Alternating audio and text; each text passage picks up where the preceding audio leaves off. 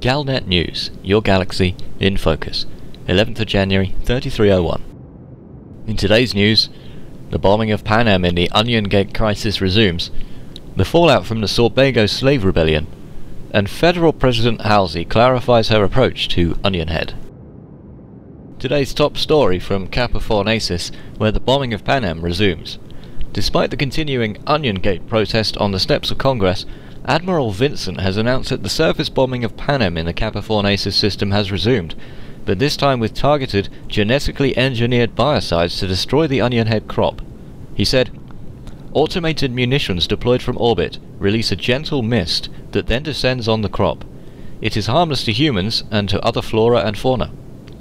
This time the protests are more muted, and Shadow President Hudson claimed on the political panel show Face the People, "On the contrary, now we see the layabouts are more worried about where their next onionhead fix will come from than about the farmers on Panem."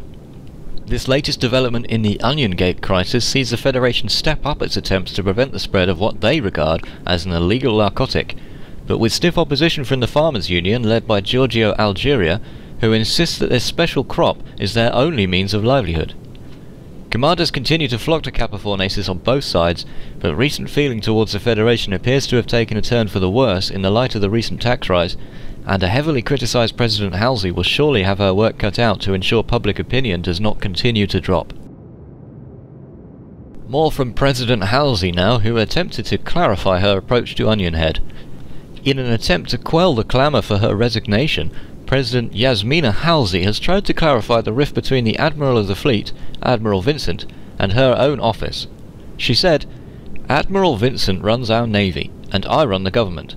From time to time, he gives me a status report on naval operations, and we discuss issues of importance to the Federation.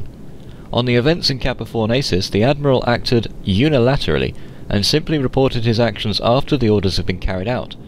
It is not my role to interfere with naval operations, but I do expect to be consulted when decisions of such import are made."